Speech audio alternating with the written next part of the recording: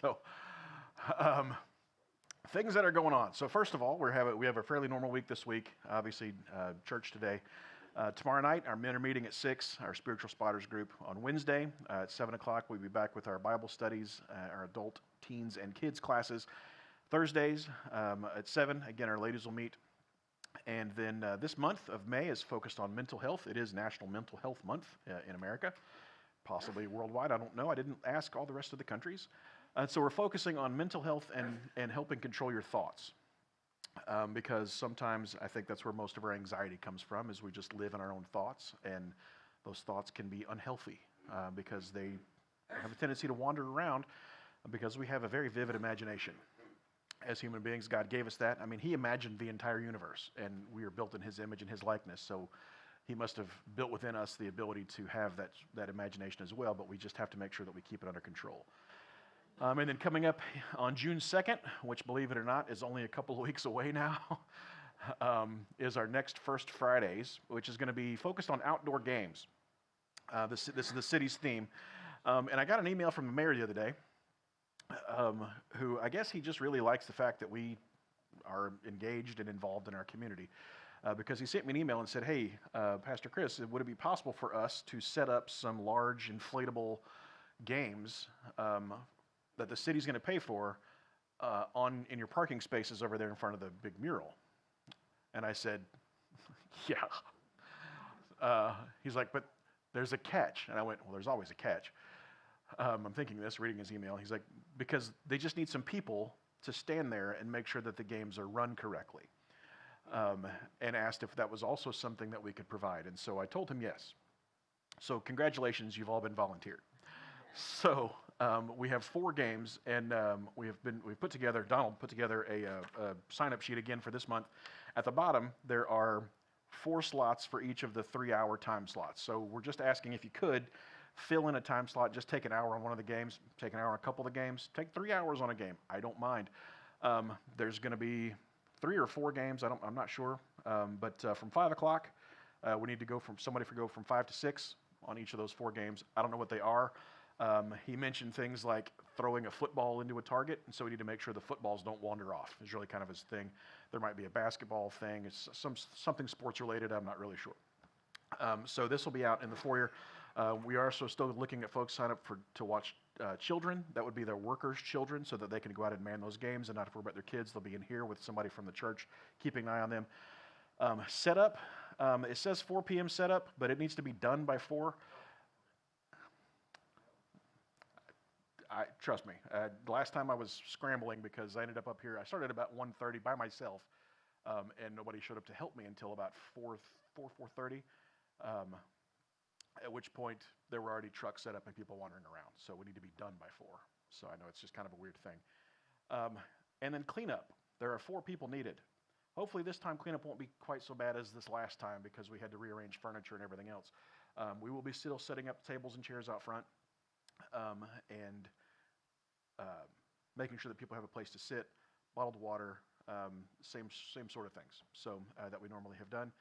And then bus boy cleaning chairs and tables during the event. A couple of folks to just make sure everything's kind of getting looked at. We got those rolls of paper last time, kind of for the art part of the show, but everybody seemed to love that, and it was such easy cleanup to just rip the paper off the tables and throw it in the trash without having to go back and wipe everything down, or worry about somebody who spilled food or pop or something sticky on the table. They just throw the paper away, so we'll probably do that too. So this will be in the foyer after church. Again, we're 2.5 weeks away, or 3 weeks away from this, so please make sure you look at this and get signed up for that. And then Jody's really having trouble. She's been asking for prayer, and we know we need that. I was talking to Luke this morning about the fact that not only she has bulging discs, plural, there's also some cysts, I think, growing up against her spinal cord, and a bone fragment, evidently, that occasionally wanders in and out and just kind of hits part of her spinal cord and just twinges serious pain. So she's not doing much except staring at the 4 walls and getting irritated with Luke. I think that's kind of Luke's, yeah, he'll accept that. No, I talked to her on the phone the other day, and she said she's just miserable because she's getting tired of staring at the 4 walls of her bedroom because she has trouble even getting up and moving into another room. because of, the pain is just unbearable. And so she's hoping to get an epidural this week to help calm some of that pain down. I'm not sure what all is going to happen there. But with her out of commission and Destiny working and Luke working weird hours, we are putting together a meal train. And so there's another sign up for that. We're going to go a couple of weeks, at least 2 or 3 times a week. Because she said they don't eat a whole lot, and so they don't need like a giant casserole that'll last them 2 or 3 days. So 3 times a week, the dates are on here, Monday, Wednesday, and Friday, starting tomorrow. So if you guys would, please also look at this. Their food preferences: pasta, Mexican pizza, roast casseroles, chili, chicken, no fish because Jody's allergic. Okay. Make sure that you bring plenty of pineapple and steak for Luke. Totally kidding. That's the 2 things he hates more than anything else in this world as food. So don't do that. But Destiny will eat the pineapple and steak. So no. But stick with what's on the list. You have like steak grilled with pineapple on top would be perfect, I think. So. He looks like a meme back there going, yeah. All right. So these will be in the foyer. Donald, you want to come go ahead and grab these. Speaking of things in the foyer, Donald and Deanna have, on behalf of the church, thank you guys very much, brought little flowering plants for all the moms today. So happy Mother's Day again, and they will be sitting out here on one of the tables. Please, ladies, make sure you take one of those. So just to say happy Mother's Day. Thank you for all that you do. They look like that. See, that was the desired outcome. Aww. Yes, enjoy the flowers because you're probably not going to enjoy my message. I'm just kidding, sort of. So I was mentioning the other night. I'm going to go ahead and move into that because I think that's all the announcements. Except that Wednesday's Priscilla's birthday, her 30th birthday, 30. Yeah. Yes. So anyway, happy birthday on Wednesday to Priscilla. I was talking to a couple of ladies the other night, and I said, well, it's Mental Health Month, and so I need to speak on mental health if I can, or some way to try to focus like I did last week on the struggles that people have with their mental health and the things going on in their minds, but also trying to relate that to something Mother's Day related because it's Mother's Day and it seems appropriate to do that. I'm like, well, because I don't want to just stand up here and talk about mothers being crazy. That just doesn't sound right. That just seems totally inappropriate because you're not all the time. So I know your kids are causing most of the crazy. I will give you that one all day long. But, and so my wife was like, well, maybe you should ask a couple of ladies what their thoughts are. And so I did. And so this message comes from their input. So don't blame me. Actually, blame me totally, because this is going to be good. It's going to be interesting. So from this, I title this "Mom's Role." Mom's role. I almost titled this "Know Your Role," but I thought that was a little too aggressive. So, moms, know your role. Okay, I'm going to tell you what your role is, which you might think, well, that's easy. Raise children, do things, make sure as a mother, make sure that your children are protected and cared for and loved and have the things that they need. That seems really way too easy, right? Because that's, what did you say? Does it? Yeah, well, that's, I'm not saying the task is easy at all, no, but the answer is easy to say, well, make sure your kids turn out like reasonably grown-up adults by the time they get to that point. But how do you go about doing that? And so we're going to start today in Titus chapter 2, because I think there is a key in this that is where everything else is going to build off of today. So Titus chapter 2, starting in verse 1, Paul writing here to his friend Titus, he says, "But speak thou the things which become sound doctrine." And he was trying to instruct Titus on how to be a good pastor, just so you know. "Speak thou the things which become sound doctrine, that the aged men be sober, grave, temperate, sound in faith, in charity and patience, that the aged women likewise, that they be in behavior as becometh holiness, not false accusers, not given to much wine, teachers of good things, that they may teach the young women to be sober, to love their husbands, to love their children, to be discreet, chaste, keepers at home, good, obedient to their own husbands, that the word of God be not blasphemed. I'm not going to spend a lot of time on the obedient to their own husbands because I don't want the guys to get a big head. Any worse than it already is, right? But the verse 4 before that, it says that the ladies in the church that have been around a little while longer than the young women, they need to teach the young women to be sober, to love their children, and love their husbands. And you wouldn't think that it would be necessary for someone to have to teach you not how to love your husbands and how to love your children, but to do it. Because it's teach them to be sober, teach them to love their husbands, and teach them to love their children. Now, as the pastor, my responsibility is, a lot of it is teaching, it's education, a lot of it is just finding biblical truth and delivering it, and making sure that people understand exactly what the Bible means if there's ever a need for clarification. And that's a really tough job sometimes because I have to interpret and know exactly what's trying to be said. And I will tell you, I don't always get it right. I pray about it, I work on it, and I don't always get it right. But today, I want you to think about moms being a role in a play. So we've got famous, or in a TV show or in a movie, but it's a role that you play. So let's just say that you're going to play a mom on stage. What are some things that you're going to need to do and need to know about how to be a mom on stage? Because sometimes becoming the person that you want to be means, and I hate to use these words, sometimes you have to fake it till you make it. Okay? You have to act like a responsible adult until you become a responsible adult. That's what you're teaching. You're teaching little kids how to be big kids. You're teaching big kids how to be teenagers. You're teaching teenagers how to be adults, and now you got to teach young adults how to be mature adults. But sometimes in the process, what do you tell your little kids? Stop doing that. You need to act like them. You need to act older. You need to act more responsible. You can't just be 2. You can. I know you're 2, but you have to learn how to be 5 by acting like you're 5. It's a process. You can't just be 5 for the rest of your life. You have to act like you're 10. I need you to learn now how to act like a 10-year-old by acting like a 10-year-old. So that way when you're 10, you know how. Does this make sense to everybody? I need to teach a 10-year-old how to act like a 15-year-old.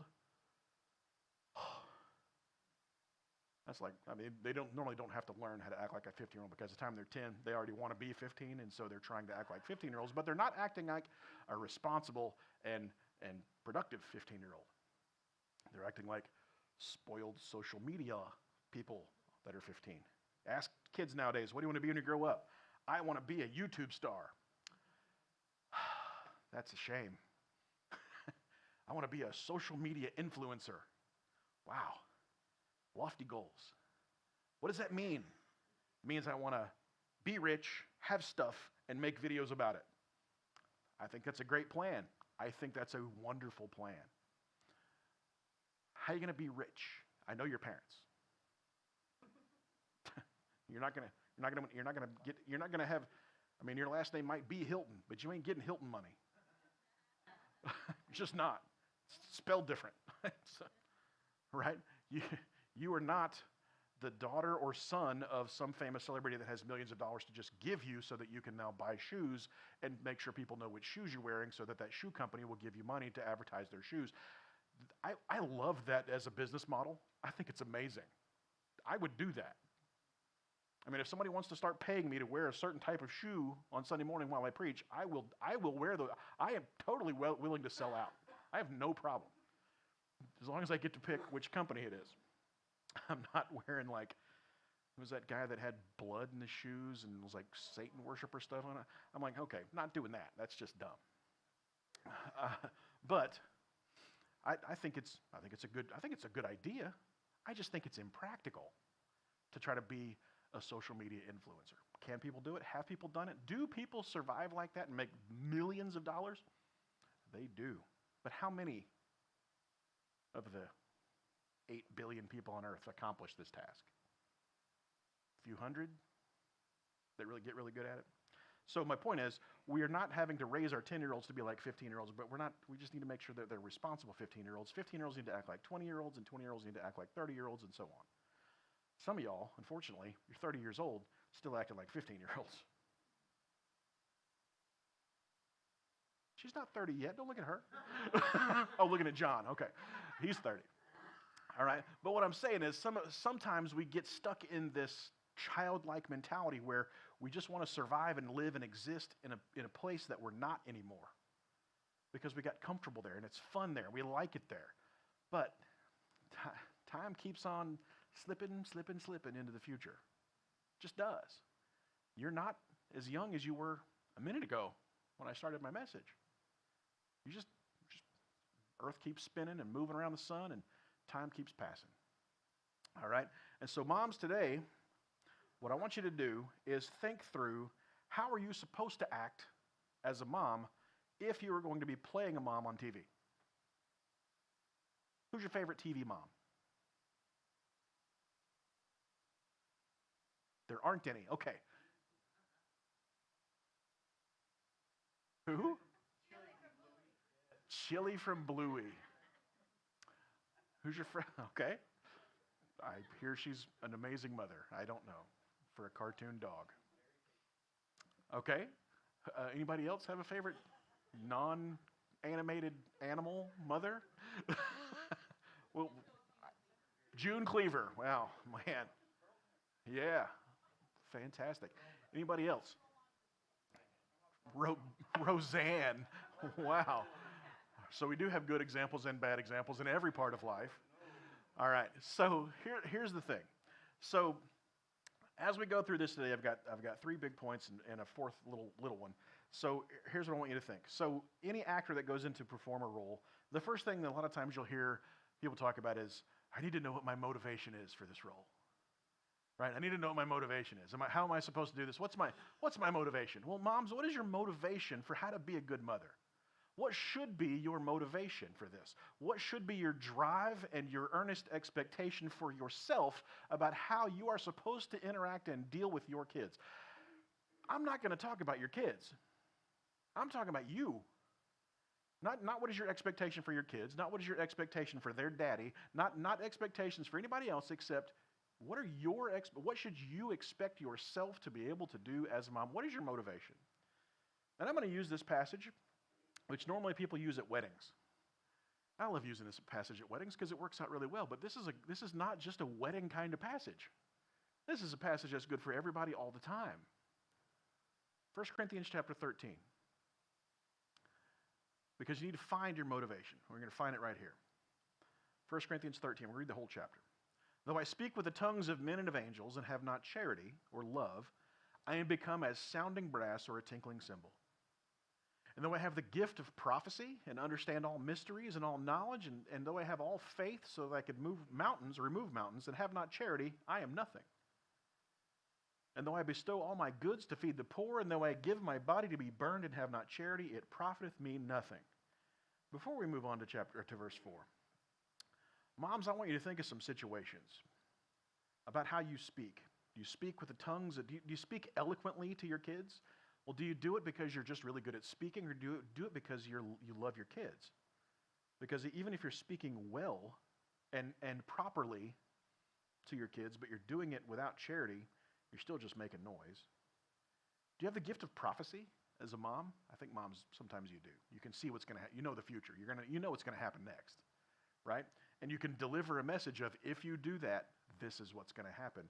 If you have that and you understand everything your kids are doing and you have all the knowledge about what's going on and you have the faith of how it's going to turn out so that you know that you can do these things, but you're not doing it out of charity, you're not doing it for the right reason. And moms, we know your first job always that you take on is martyr. And so if you bestow all of your goods to feed your poor children, you give up everything that you have so that you can feed your poor kids, and even give up your own body, and you feel burnt out because you have given up everything about yourself so that your kids can have something, but you're not doing it out of charity, it's not doing you any good. Hopefully allow me to translate this into some practical things for you today. And he goes on and he says, charity or love. This is that love with giving attached. It's that agape kind of love. It's charity suffereth long and is kind. Those aren't two different things. It's you suffer long and you're kind in the midst of suffering a long time, even if it's your kids that are making you suffer. Charity envieth not. See, charity is not looking to get something that your kids have. Charity vaunteth not itself and is not puffed up. See, when you're loving your kids, you're not trying to make yourself look better, and you're not puffed up with pride because you think you're doing such a great job. If you're doing that, you're not doing a very good job. Number 5, it doth not behave itself unseemly, and seeketh not her own. It's behaving yourself the way you're supposed to because you love your kids. Now, this is a generic, universal thing. You're acting this way all the time.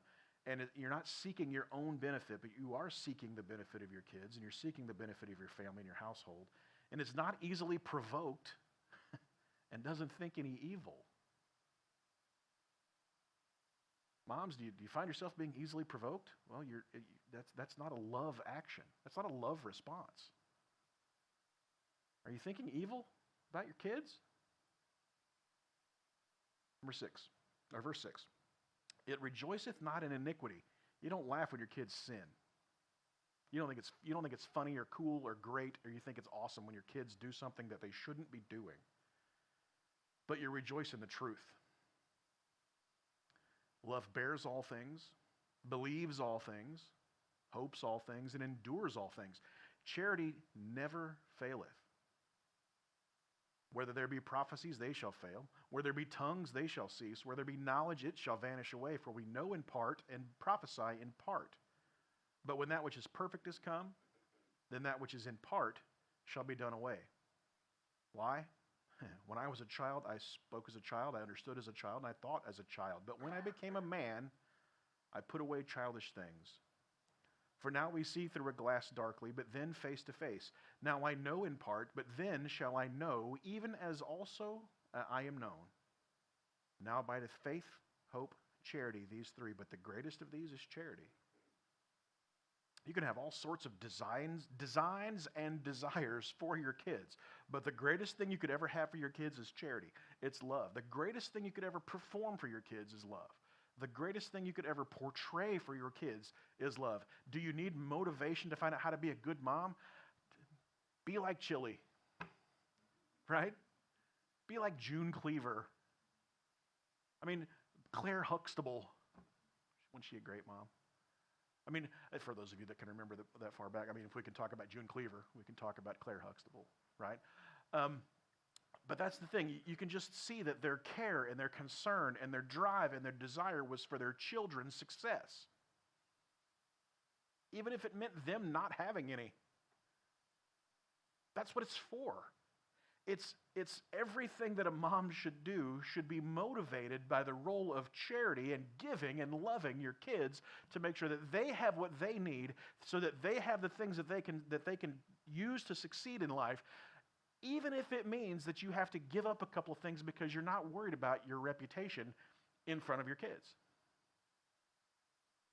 You know how much greater I think this world would be if moms stopped worrying about what your kids thought of you? Isn't that weird to think about? Because kids don't like discipline. Kids don't like punishment. Kids don't like vegetables, most of them. But there are certain things that moms need to do to make sure that your kids get what they need, not necessarily what they want. If you spend your life giving your kids what they want, you will have horrible little snot-nosed brats. Because all they're going to ever understand is give me, give me, give me, and you just give and give and give whatever they want, and they're never going to understand no, and this world will chew them up and spit them out because they don't have any concept of how to act in the presence of no. Look around, not in here, but look around at our society. Look around at what's going on in the world. You give your kids everything they want, they're going to take anything that they feel like that they deserve. And what do they deserve? like the rest of us, hell. That's what we all deserve, except for the grace and mercy of Jesus Christ, because he loved us. He gave himself up so that we could have hope and a chance to ever live beyond our sin. So what's your motivation as a mom? Well, it should be completely motivated by love. Completely motivated by love. And I think that's why our passage in Titus chapter 2 is so important. It's teach the young women to love their children. Teach the young women to love their children. Use 1 Corinthians 13 as a good template of a way, how are you supposed to love your kids? Well, sometimes loving your kids means you have to just listen, even when their story goes on and on and on. And all you asked was, can you tie your shoes?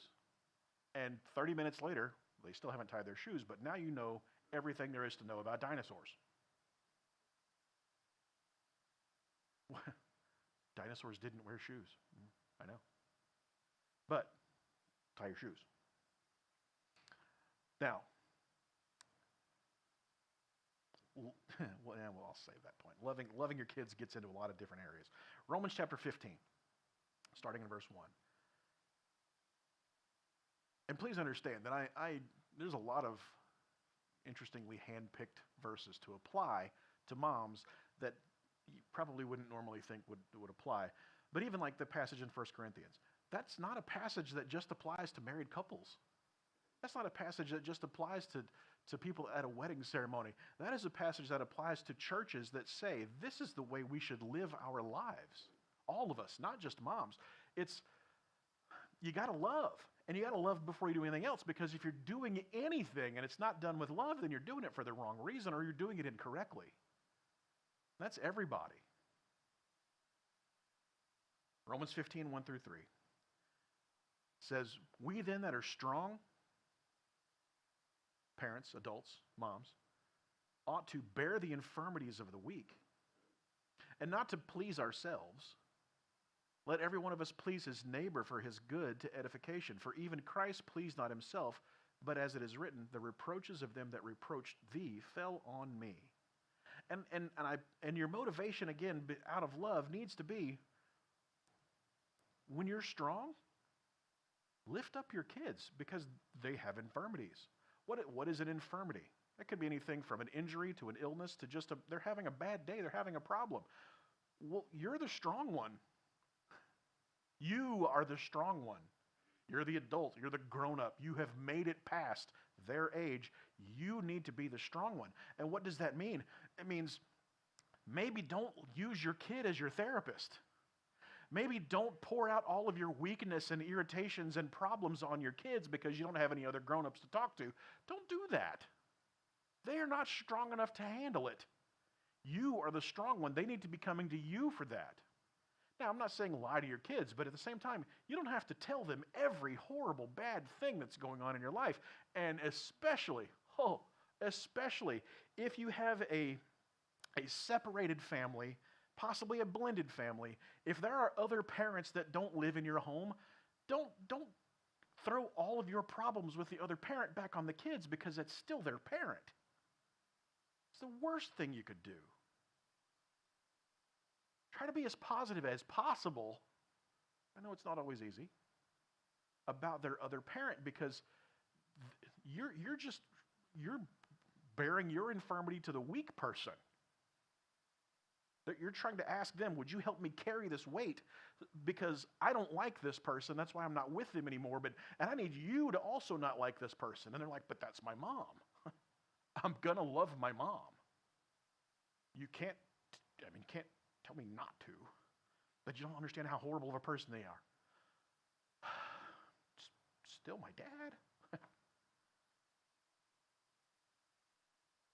And eventually, kids are smart.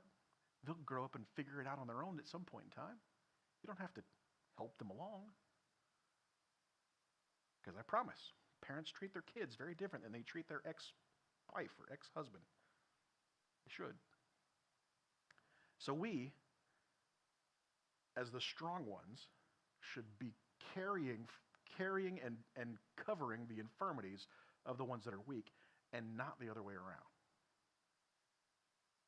So you need to know your motivation. When you go into a play, you go into a situation where you're having to act something out, you need to know the motivation behind it. The next thing you need to learn is your lines. You need to know your lines, right? You need to memorize the things you're supposed to say in the midst of this production to make sure that when it's your turn to speak, that you say exactly what's supposed to be heard, because there's a script. You need to follow the script, right? So you need to know your lines.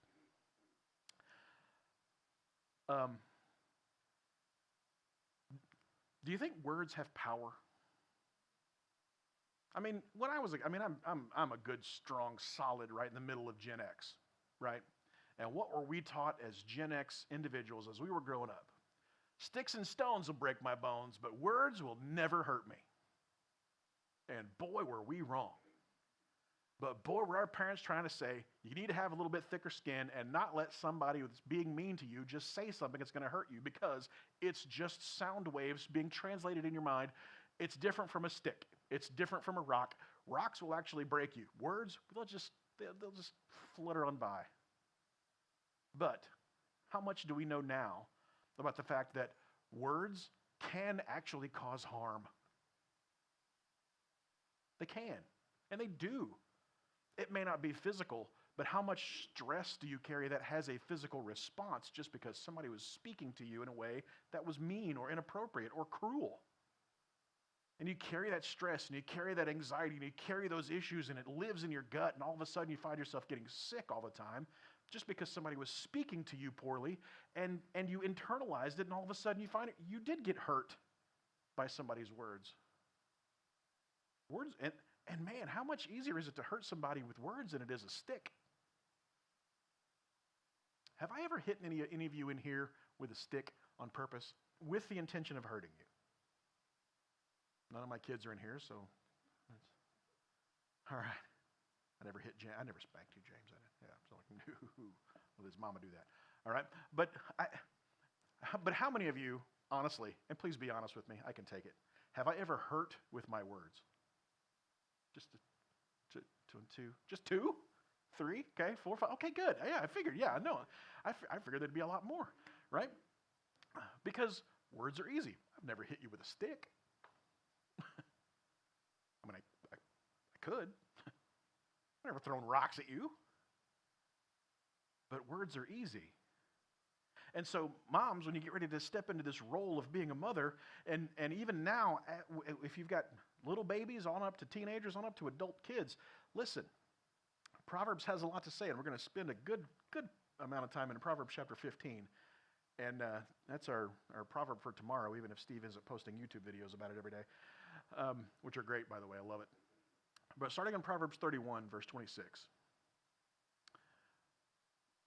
it says, she openeth her mouth with wisdom. And remember, Proverbs 31 is talking about the godly woman, this woman that everyone should look for, this virtuous woman that Solomon was trying to explain to his son. This is who you need to look for when you get ready to marry. And it says that she openeth her mouth with wisdom, and in her tongue is the law of kindness. She looketh well to the ways of her household, and eateth not the bread of idleness. Her children arise up and call her blessed, her husband also, and he praiseth her. Moms, do you open your mouth with wisdom? And do you leave in your tongue the law of kindness? Is that how you are running your children? Is that how you are ruling over your children? With wisdom coming out of your mouth, wisdom coming out of your mouth, and in your tongue having the law of kindness, letting kindness control your own tongue. How hard is it to be kind to your children when you're upset with them? It's pretty tough. But it needs to be the law of kindness. It's the law. Kindness. It means even if I'm upset, I'm still going to be nice. I'm still going to be kind, because I'm going to have wisdom coming out of my mouth and not cursing. I'm going to have correct things coming out of my mouth that are kind, because my words need to be kind, even if those words are, my kindness to you today is the fact that I have to discipline you, because you have not learned how to correctly be 10, and so I have to discipline you so that you can learn how to be 10, because until you can be 10, it's going to be really hard for you to be 11. but that's wisdom. And you can do that kindly. Proverbs 15, 1 and 2. A soft answer turneth away wrath, but grievous words stir up anger. You ever say something to somebody and it makes them worse? You know, like, just calm down. Grievous words stir up anger. The tongue of the wise useth knowledge aright. It uses knowledge correctly. But the mouth of fools poureth out foolishness. The eyes of the Lord are in every place, beholding the evil and the good. A wholesome tongue is a tree of life, but perverseness therein is a breach in the spirit. So what does this say? Just these first two verses, first couple of verses. Actually, that goes through verse 4, I guess. I'm sorry, I put that wrong on my outline here. So a soft answer turns away wrath. Sometimes you need to use a soft answer with your kids instead of a hard, mean, loud one. At some point, your kids are going to be able to yell louder than you are. I mean, can you yell louder than your parents? Maybe, you might be 30 or 40 by the time that happens, but at some point, they're going to be able to yell louder than you are. Why would you want to teach them how when they're 10? Maybe don't teach your kids to respond with every single thing that upsets you with a loud voice, because a soft answer is going to turn away wrath. And grievous words stir up anger. I mean, words that cause you grief are only going to make people mad. Maybe stop giving your kids grievous words, because the tongue of the wise uses knowledge correctly. Use what you know, but use it correctly to teach and to edify and to love. Or you're going to be considered a fool, because the mouth of fools pours out foolishness. You can use wisdom and knowledge, or you can pour out foolishness. And I'm going to include here, when it comes to the mouth of fools pouring out foolishness, don't ever lie to your children. I don't want to say that's a blanket thing. Don't ever lie to your children. Don't ever intentionally tell them information that is incorrect, because that is foolishness and not knowledge. Are there things that maybe you just shouldn't talk about? Yes. But don't ever lie to your kids, ever, about anything. You think God is pleased if you lie to your kids and get them to believe something that isn't true? But Chris, it's just Santa. But if you start teaching them things that are not true, how are they ever supposed to trust you when you're telling them something that is? And how is it going to hurt them when they find out? Oh, no.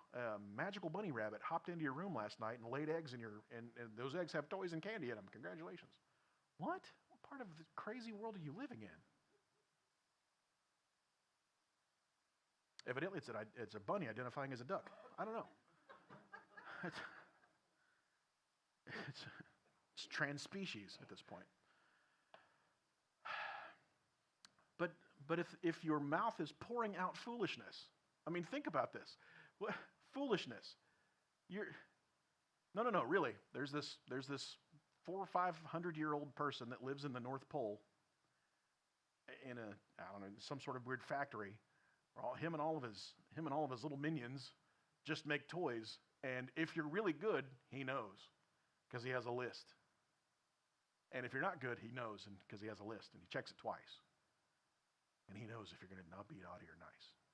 He just knows. And you don't want to get coal in your stocking, so I'm going to bribe you to be really good so that you'll get presents that you're going to enjoy. You're going to get toys made by an elf from Hasbro. And the best part, he's got flying reindeer, because they got a little magic dust sprinkled on them somewhere, I guess.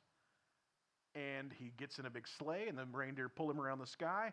Evidently, it's somewhere close to twice the speed of light, so that he can be everywhere at once, delivering presents to all 8 billion people on Earth at the same time in one 24-hour period. Now,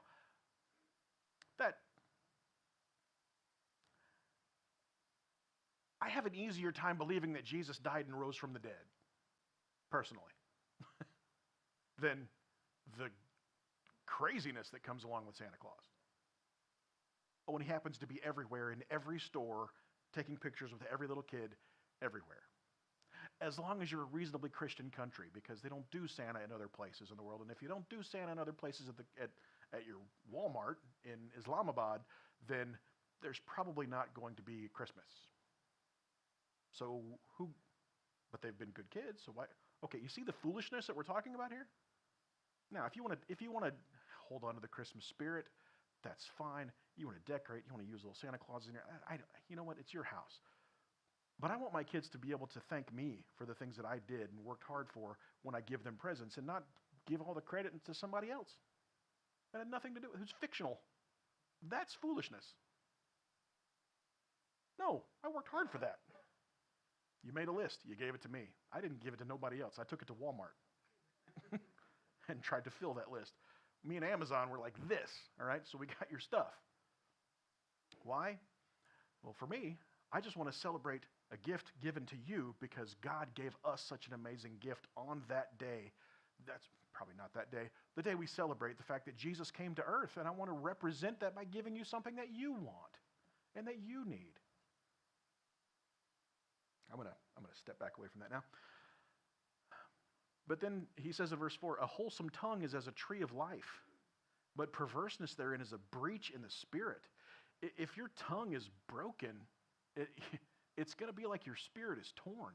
If your speech is messed up, and moms, if you are speaking poorly and incorrectly to your kids, and you're not speaking wholesome things, they're not going to get the food from the tree of life. If all you're speaking is cultural, they're going to get cultured. And it's funny when you talk about culturing things, a lot of times you're talking about growing bacteria in a petri dish. But sometimes if all you're ever giving your kids is the culture, that's all they're going to get is the growth of the disgusting things in their heart. Because their heart is a little petri dish. And that's all you listen to is popular modern music that is filled with disgustingness and sex and evil and satanic things. You're not going to raise good, positive, pleasant Christian kids. You're just not. Proverbs 15:7. The lips of the wise disperse knowledge, but the heart of the foolish doeth not so. Are you teaching? Are you giving knowledge? Are you trying to instruct and telling your kids how they're supposed to do things correctly? Or are you giving them songs about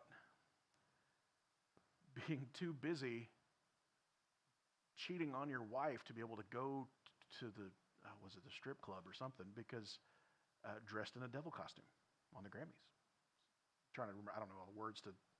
The song is named Unholy, if that tells you anything, by Sam Smith. Sang it on the Grammys, dressed in a devil costume.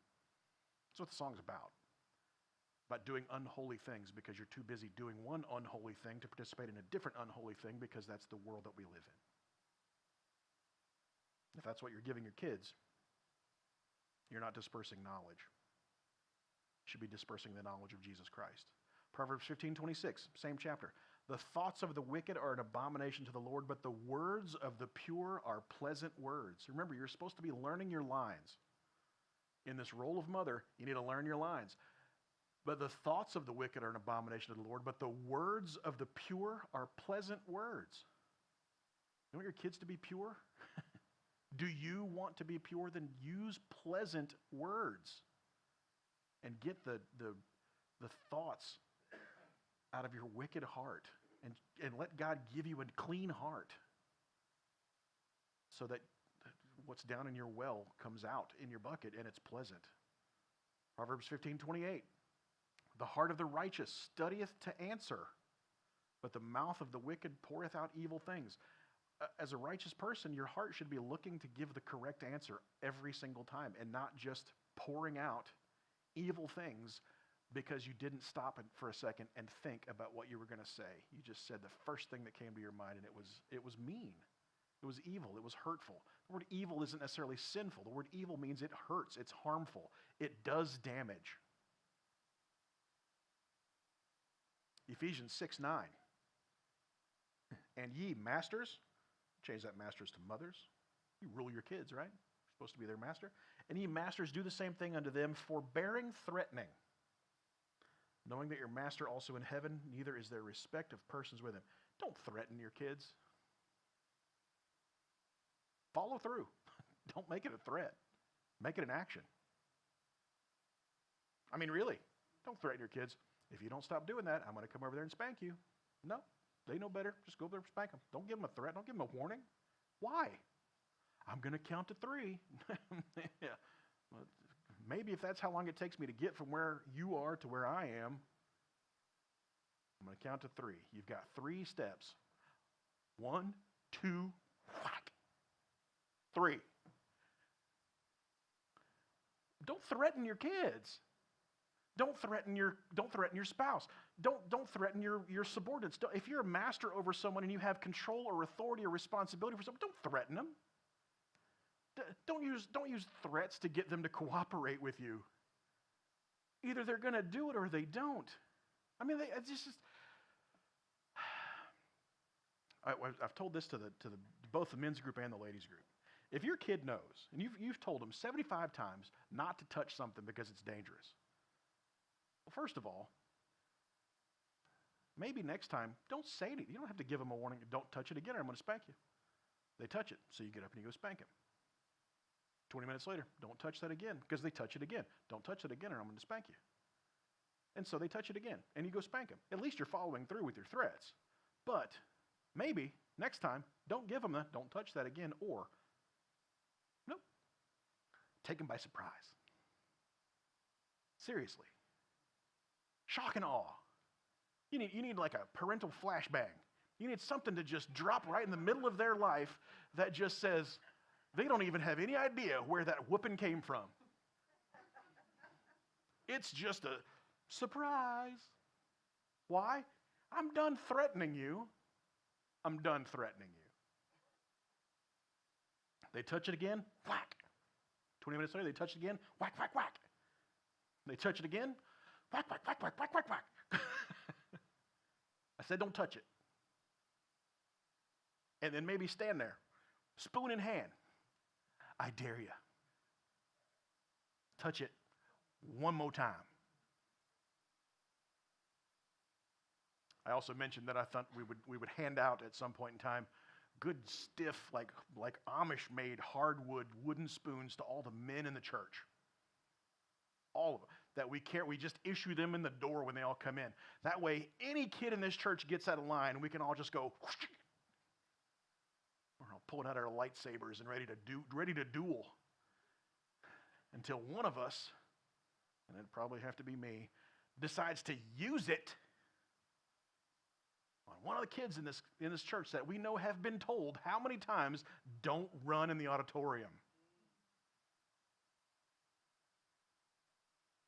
I've heard you say it. I've heard you say it. I've heard you say it. I've heard you say it. I've heard you say it. I've heard y'all say it. How many times? Not even my kid. Don't run in the auditorium. How many times do they still come in and run on? Don't get up on the platform. Don't touch the instruments. Don't play with the microphones. Destiny's about to get a taser.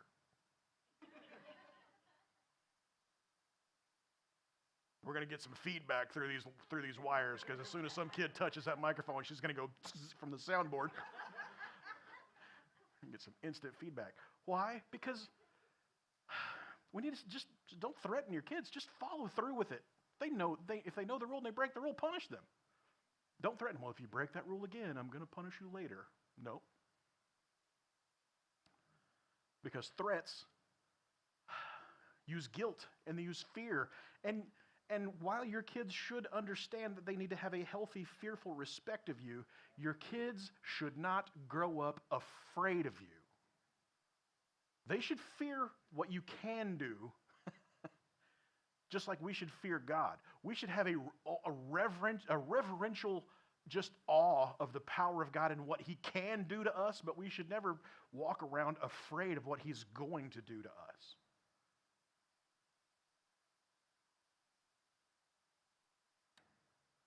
Second Timothy 2. Remember, we're still talking about learning your lines, knowing your lines. 2 Timothy 2:22 through 26. Flee also youthful lusts. That's probably a good place for moms too. But follow righteousness, faith, charity, peace with them that call on the Lord out of a pure heart. But foolish and unlearned questions avoid, knowing that they do gender strifes. And the servant of the Lord must not strive, must not fight, must not look for ways to get into an argument, but be gentle unto all men, apt to teach, and patient. In meekness instructing those that oppose themselves, if God peradventure will give them repentance to the acknowledging of the truth, that they may recover themselves out of the snare of the devil, who are taken captive by him at his will. Moms, the best thing you could ever do in the midst of your kid having some sort of goofy conversation with you is teach them. Teach them. Teach them what's true. Teach them what's right. Teach them what's correct. Because they're not getting that at school. They're certainly not getting it from the media. Susan and I were driving somewhere the other day, and she was talking about the musician Pink. Very, amazingly talented musician. And she has told her 11-year-old daughter that my 11-year-old daughter, you will not have a cell phone and you will not have access to social media until you can bring me some sort of scientific study that says that having social media in your life is beneficial. Bring me evidential proof that it's beneficial for you, and then we'll talk. Until then, every single other study that's ever been done says that it's harmful for kids. People want to talk about fear and anxiety and depression and all the other mental things that are going on. I would say that I'm guessing 60, 75% of that's going to come straight from social media. And it may not be people being mad or calling them names, although that's happening. It could simply be trying to live up to the expectations of what's going on in some other place in the world. It's just, well, yeah, but this social media influencer I follow is really funny and they look like this, and so I feel like I need to look like that, because if I don't look like that, I'll never be able to be a social media influencer like they do. And so I need to project them onto myself so that I can be someone that I'm not. You know how anxiety riddled that is? You're just living with it. Trying to be something that you're not because somebody else told you that you're supposed to. It's horrible. And it's not God's design, by the way. It is God's design, but let me clarify. It's God's design that you stop being like yourself and you be like Jesus. You need to be like somebody else, be like Jesus. You don't need to be like somebody who's wearing a certain pair of shoes or has a certain color of hair or decides what gender they want to be this week or decides what their pronouns are. You don't have to be like that. You don't. It's okay not to. You want to be like anybody other than yourself? Be like Jesus Christ. And until you are completely conformed into the image of Christ, be the best dang version of you that you can be that looks like Jesus Christ. Because there's only one you. God made you special, and He loves you very much. That's some of the best words ever that come out of the end of every single VeggieTales episode ever. You know how awesome that is? God made you special, and He loves you exactly the way you are very much. But for Christians, our responsibility is to be just flooding ourselves with the Bible and with the presence of God and the people of God and the praises of God. And it's not to just consume ourselves with being like somebody else in the world. That's what happened to Lucifer. I will be like God. I will sit in the same throne as Him. I will do what He does. I will have the same responsibility and authority. I will be like Him. And God's like, but you can't. And it's rebellion to think that you can. If you have some celebrity in mind to think, I got to be like them, then you can't. God made them like them. He made you like you. Be like you. You're it. You're the only one. And you know how amazing that is? You know what the chances are that you came out like you did? I mean, statistically speaking, you know what the chances are that you turned out like you did? genetically. You won the lottery. You're the only one of you. I know at least one person in the room, maybe a couple of you, have been to Paris. You've been under the giant pyramid in the middle of Paris to go to the Louvre. The Louvre Museum in Paris holds some amazing artwork. What's the most famous painting that they have hanging in the Louvre? The Mona Lisa. And how big is the Mona Lisa? It's like this big. Maybe a little bigger than this. There's not much to it. It's a tiny little painting. It's not even life size. How valuable is this painting? Priceless. You couldn't replace it. Can you copy it? Yeah. Can you Adobe Photoshop it to make it look like Mona's doing all sorts of weird things? Yeah. You could put pointy hats and glasses. You can do all sorts of things to Mona Lisa. I saw a picture the other day of the Mona Lisa superimposed over Starry Night with another famous painting somewhere below that. I thought that's a really cool looking painting. I would hang that in my house. But I'm like, okay, if something were to happen to the Mona Lisa, could you replace it? No. Why not? It's an original. The guy that painted it died 300, 400 years ago. Can't replace it. It's impossible to replace. It's so invaluable and priceless that the word priceless means something. It means you can't put a price tag on it because it's beyond value. I want you at some point to open up your phone, do that flippy camera so it's looking at you, or look in the mirror and realize that you're more priceless than the Mona Lisa. There's only one of you. You cannot be replaced.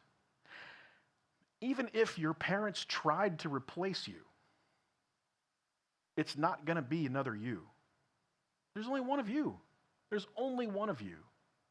There's only ever been one of you. Now, you might have some weird doppelganger that sort of looks like you, but they're not you. You might have a twin, but it's not you.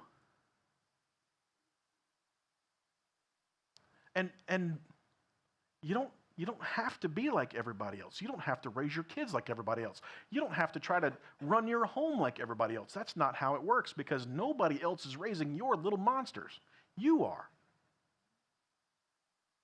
And by monsters, I mean blessings from the Most High God. No, nobody else is living in your house under your circumstances. It's yours. So the idea is to learn the lines of that role that says, study what you're going to say before you say it. Stop speaking evil things. Don't threaten your kids. And be ready to teach them every time you open your mouth. Let some sort of instruction be coming out. It doesn't have to always be like, yea, hath God said. It can be, this is how you make a pizza. This is how you grow plants.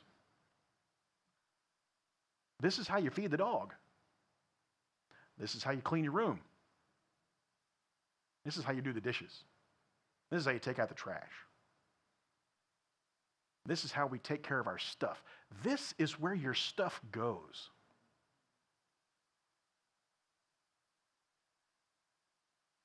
The middle of the living room floor is not where your stuff goes. Shoved over to the edge of the living room is not where your stuff goes. Under the couch in the living room, also not where your stuff goes. Dining room table, not where your stuff goes. That's where the mail goes. Right?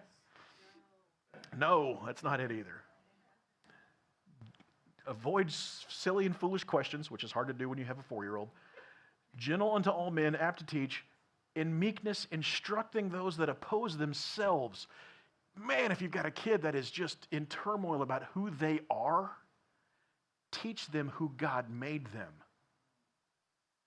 Teach them who God made them. And the plan that God had in mind, that when God created humanity with a plan in mind as his image bearers, in his likeness, he said, be like me. Here's how that's going to work. There's going to be male, and there's going to be female.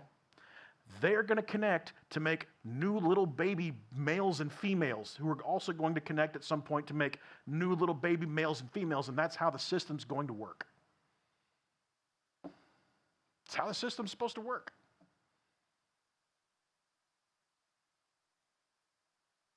All right. Find your motivation, know your lines, and when you're on stage, hit your mark. You got to make sure you hit your mark. You got to make sure you get there. You got to make sure you hit the mark, or whatever your kid's name is. Doesn't matter whether they're named a mark or not. Proverbs 13:24, he that spareth his rod hateth his son, but he that loveth him chasteneth him betimes. You can put a D in there. Chasteneth him at bedtimes. But when you spare your rod, when you don't discipline your kids, it says that you hate your kids. And we started with Titus. It says, teach the young women to love their children, which means what? Teach young women to spank their kids. Out of love, because 1 Corinthians 13 is still in the Bible, but when you spare the rod, when you don't discipline your kids, and this is literally talking about a stick, a big, thick, heavy stick. When you spare the rod, it's not love. It's not compassion. It's hatred. Proverbs 19:18, chasten thy son while there is still hope, and let not thy soul spare for his crying. What does that mean? You don't spare the pain that you're causing your own soul when you spank your kid. You spank him while there's still hope for him. Anybody ever realize that you didn't do such a great job with your kids and there's just not a lot of hope that they're ever going to be fixed? Or do you still just pray and hope and expect God to do some sort of miracle? Well, chasten your son while there's still hope. It is easier to train a child than it is to fix a broken adult. Teach them authority. Teach them to submit to authority, because if you don't, somebody else will. Proverbs 22:15, foolishness is bound in the heart of a child, but the rod of correction shall drive it far from him. Your kid acting the fool? Drive the foolishness from him with a rod, with a stick. I'm going to clarify now after those first 3 verses. I am not condoning child abuse even a little bit. I'm not.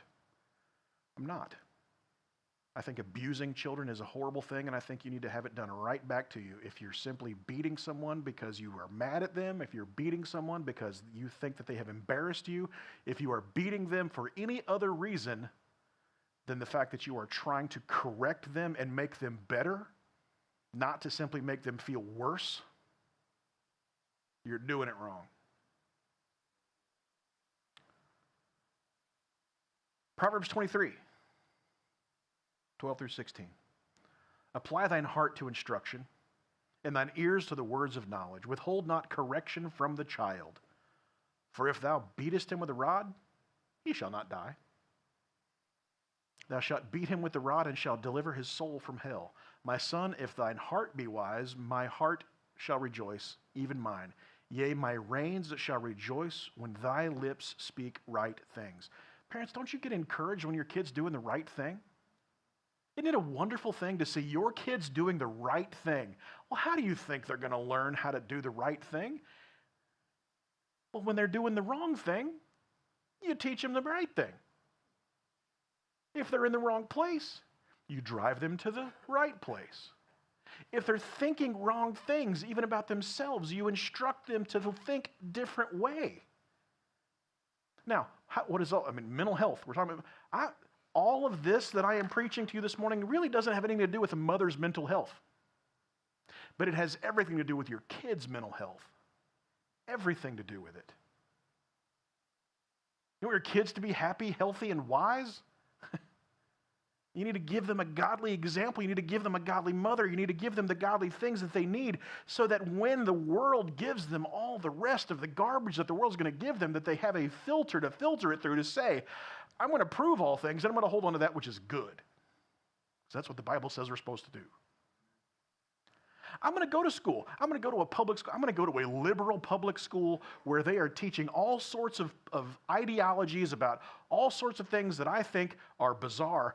And I'm going to listen, and I'm going to figure out what's right and what's wrong, and I'm going to hold on to the stuff that's right, and I'm going to ignore the things that are wrong.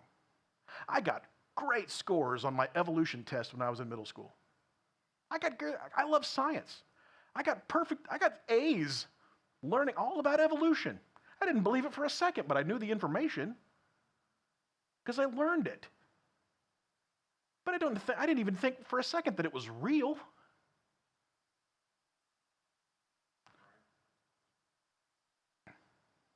I know how I would be identified.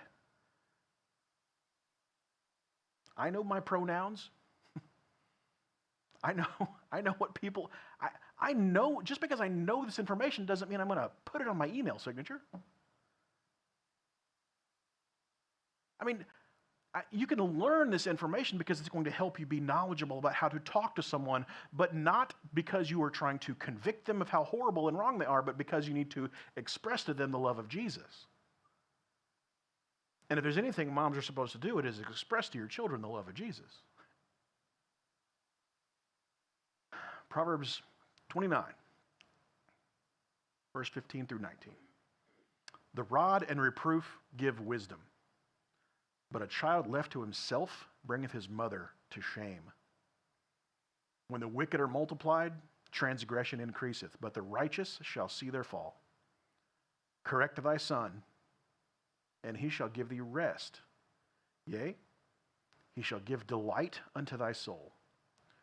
Where there's no vision, the people perish, but he that keepeth the law, happy is he. A servant will not be corrected by words, for though he understand, he will not answer.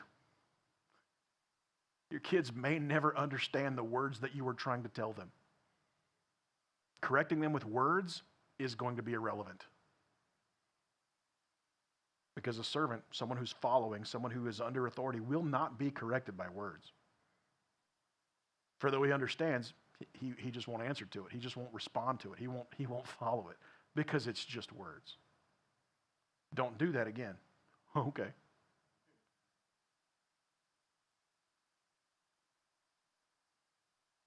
First Timothy 5, 14 through 15 says, I will therefore that the younger women marry, bear children, guide the house, give none occasion to the adversary to speak reproachfully, for some are already turned aside after Satan. Young ladies, get married, have kids, guide your house. Don't give any occasion to our enemy or anybody to be able to speak reproachfully, to be able to try to correct you because you're doing anything wrong. He says, because some are already turned aside after Satan. Turn to the Lord. Follow the Lord. I promise you that the temporary things that come from living on this planet might seem good and fun and healthy and happy, but they're not, because they're going to burn up when the world is destroyed. The best thing you could do is leave a legacy for your kids that follow Jesus. Follow Jesus. Speak life over them. Speak truth over them. Speak love over them, not threatenings and condemnation and just instruction and goodness and good things, even in the presence of discipline, even in the presence of punishment. Do so for their good, not for yours. Putting your kid in timeout for 10 minutes to give you a break is a bad idea. Their timeout should not be for you, because that's not helping. It's not helping them. It might be helping you. It might be helping you to keep from killing them. But don't threaten your kids like, if you do that again, I'm going to kill you. That's a horrible thing to tell your kids. If you don't listen to me, I'm just going to murder you in your sleep. Why would you say that? Why would you say that?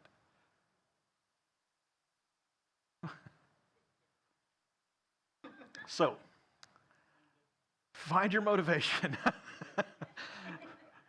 Know your lines. Hit your mark. Just be where you're supposed to be. Be in the place where you need to be present in the place it's going to be, and sometimes that means you need to discipline your kids physically. And moms, you are not exempt from that and just hand all the dirty work to the dad. There is no good cop, bad cop in parenting. There's just not. You should both be loving parent. There's no good cop, bad cop. Well, I'm gonna make them feel bad, and you come in and love on them. What a horrible way to go. What a horrible thing to do to your spouse or your fellow parent. No. You both need to have the opportunity to discipline, and you both need the opportunity to love, but you should both be on the same page so that it doesn't matter which parent it happens in front of, you respond exactly the same way because you're doing it together. Now, I understand a lot of you are doing it alone, but make sure you're doing it the same every time. It should be the same and consistent every time. You know, like driving too fast through Lone Jack. What's going to happen? You're going to get a ticket. Every time. Why do they do that? Because they want people to learn and slow down. There's a benefit to the city, yes, but all right. Finally, point number 4. At the end of the show, take a bow. Take a bow. 2 Timothy 1:3-5. I thank God whom I serve for my forefathers and with pure conscience, that without ceasing I have remembrance of thee in my prayers night and day. Paul talking to Timothy, where he says, greatly desiring to see thee, being mindful of thy tears, that I may be filled with joy, when I call to remembrance the unfeigned faith that is in thee, which dwelt first in your grandmother Lois and in your mother Eunice, and I am persuaded that it's in you too. You see, Paul even recognized Timothy learned how to be a good Christian. He learned how to be a man of faith because he learned it from his mother, who learned it from her mother. Which I think is interesting because if you think about the time period, Lois and Eunice were probably alive before Jesus died. And so they still were having this faith in God that they passed along to Timothy at some point. And they did this because they knew that God was such a great God. And they raised their kid to be a great man of God. Enough so that people recognized it's not just you. It's not just the decisions that you made. This reflects on your mom. And it reflects on your grandmother. We've got generations of Christians that are teaching their kids. Grandparents, teach your grandkids the same things because I think grandparents have just as much responsibility. I'm going to be one soon. I'm going to figure this out.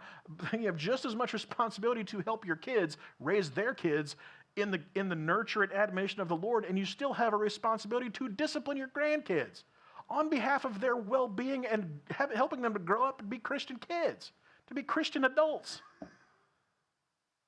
They shouldn't look at it as an escape from rule and authority when they come to your house.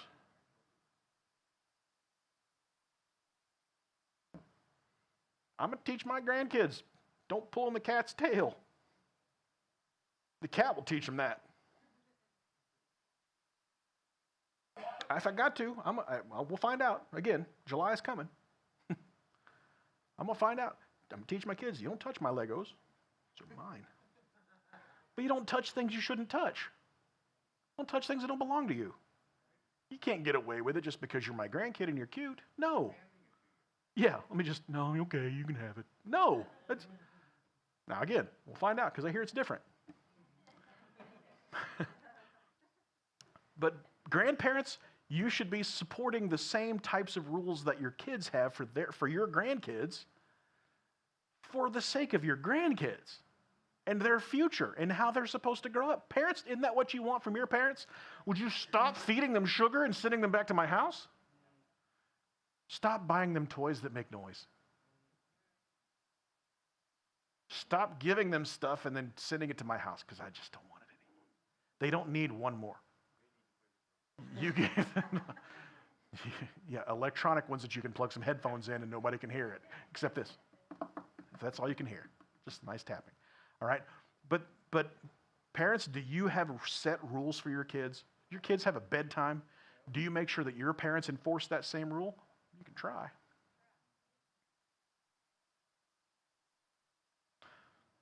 But grandparents, Parents, moms, grandmas, remember, God recorded this history of this godly man who learned it from his mother, who learned it from her mother, and it was recorded in Scripture so that we still know who Eunice and Lois are. What great godly moms to carry as examples. Yeah, he gave us the manual, right? We just have to listen and follow it. Bow your heads with me this morning. We can try to have some fun doing this because I know this is kind of a heavy topic, because I don't want, even for a second, for anybody to think that I was picking on you or trying to single you out or tell you that you were doing anything incorrectly. I'm trying to give you instruction to say, the Bible says there's a specific way to do it, and he didn't exempt us just because the culture changed. Just because there's an agency called, and I hate to say this out loud, just because DFS exists doesn't mean you can't spank your kids. You shouldn't beat your kids. You shouldn't abuse your kids. But even judges have sided with parents that said, no, I spanked my son. I'm using corporal punishment as discipline. School districts still allow that if you sign off on it, believe it or not. Public schools. Because sometimes the kid's not going to learn from words. But moms, here's the thing. If your heart is being governed with love, not just love for your kids, but love for your Lord, and love for his word, and love for his guidebook that he gave you, you won't have any trouble disciplining your kids, because you're more worried about their outcome than you are about their well-being for the next few minutes. You're not worried about the temporary things. You're worried about the eternal things.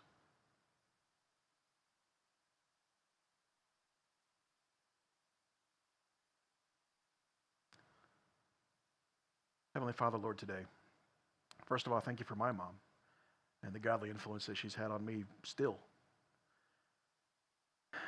I thank you for all the moms that are here today and for their precious children. I want to pray that you would continue to give them wisdom and guidance about how to properly be a good mother. That you would show them the things that are true and correct and right, and that their kids would be able to see a difference because they're living their life for you.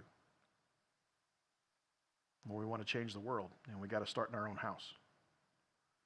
And so I pray that the love of God would flood us all and control our actions and our behavior and control our words, so that everything that is said and done in our homes, in our families, with our spouse, with our kids, in our church, in our jobs, when we're driving down the highway, that everything that we do would bring honor and glory to Jesus Christ. Lord, my prayer today is that this church service has done exactly that. We pray and ask these things today in Jesus' name. Amen. Would you stand with me today? Lisa's going to come up and close us with a chorus of "This is our God. This is who he is. He loves us."